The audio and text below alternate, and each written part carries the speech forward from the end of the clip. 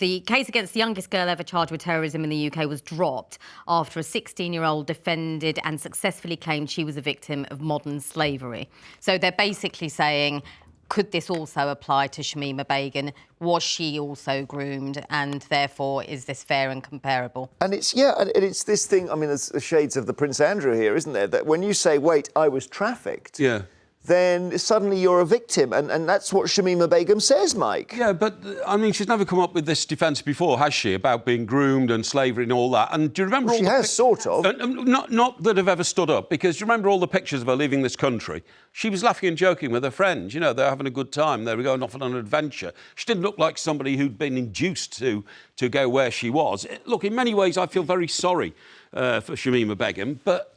it's just too dangerous to let her back. She's got herself into a position now where, in my view, to let her back would be such a risk to national security, the enemy within. And I just don't think... Really? What do you think, Storm?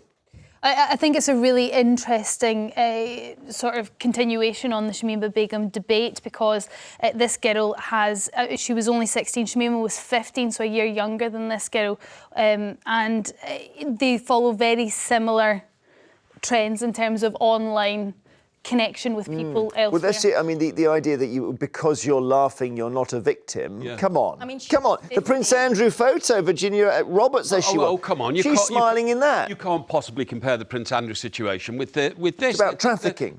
No, not at all. Well, Shamima Begum was trafficked as a teenager. She had her British citizenship revoked. And then you've got dual nationality Ghislaine Maxwell, who groomed kids and hasn't had hers revoked and won't. So that's a very good point. But there is a comparison. Here's the thing. Go on, Jasmine. Mike, I know it was a very long time ago, but remember when you were 15, right? Remember when you were 15? Yes. OK, so there's a young girl here who has been indoctrinated by all types of things around her. We don't just grow up and go, I'm going to become a terrorist, I'm going to become an ISIS bride.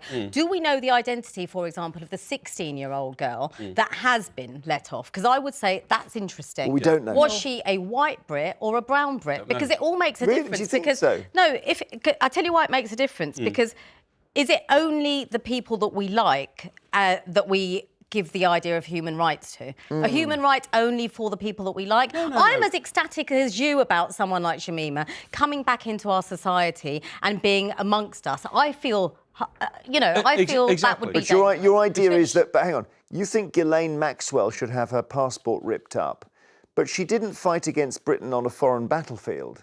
But it's which is different, right? But she's still a criminal, isn't she? Well, you don't tear up the passport of every criminal. Priti Patel's just been talking about the fact that if people in this country do things that can have their passports revoked and they're not originally from here. Well, Mike, that's it. It comes back to this thing. We don't think Shamima Begum is British because, as Jasmine says. Ghislaine Maxwell's never going to be a threat to national security, is she? But what Shamima's saying is we can use her to help this country with terrorism. We often use former gang members to help with drugs and knife crimes. That's right. You can't take the risk. You cannot take the risk. You cannot take the risk that bringing somebody back into our society who has such extensive links to those... All right. Such extensive links to those who would want to destroy our free society.